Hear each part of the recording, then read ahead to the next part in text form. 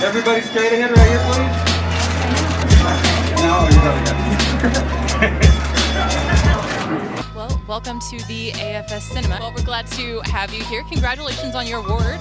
Thank you. And on the screening last night, had a big 20th anniversary screening at the Paramount. Yeah. So how was the experience for you getting it up on the big screen again in front of a live audience? It was really great. I mean, I didn't watch the whole thing because at a certain point it starts to get a little like, I mean, when you direct a movie, you write it, you cast it, you've been through it a million times, and I like just imagining that it's as good as everyone says, and then when I start to watch it, I go, oh, yeah, you know what, I don't need to see this. But for the most part, it was really fun to watch it in front of an audience and see people really like it. No, it was great.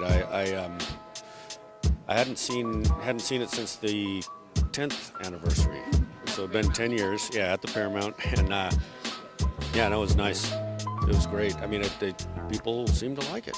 So, I mean, when you were writing this and in production, it didn't feel any different from your other sets, did it?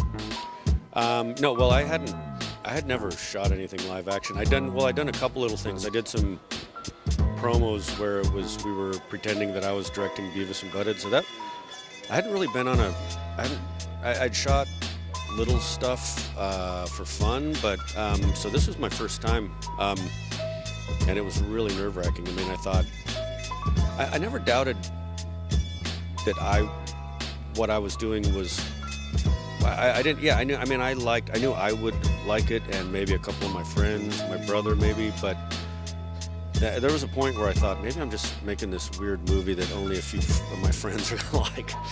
You weren't the guy at Starbucks saying like, "This is gold, you guys! I've got gold."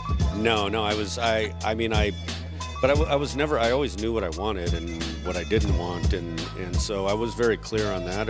But I just didn't know if it would connect with a large audience. I mean, it seemed like it would, but then the movie didn't do so well when it came out, so it took a while. So that's why it's even more satisfying now to see it. Well, there's so many extremely famous characters there. We were talking to Gary Cole about how, you know, the leaning against the cubicle with the coffee mug has become like the father of all memes. So how much of that was your actors that you cast, and how much of it, I mean, you're a precision director, you put it out there yourself? It's a little of both. I mean, I was pretty precise with adding yeahs and mms and just like, and I hadn't worked with actors that much, I mean, other than voiceover stuff. And so I started to think, like, am I just really insulting these great actors by telling them to, maybe you just kind of lean in, maybe coffee cup here. But Gary was so great, and there was stuff that he brought to it beyond that. I mean, that thing where he kind of cracks his back while he's saying, come in on Sunday, too. That was him. He just did that. That was like the 5th take.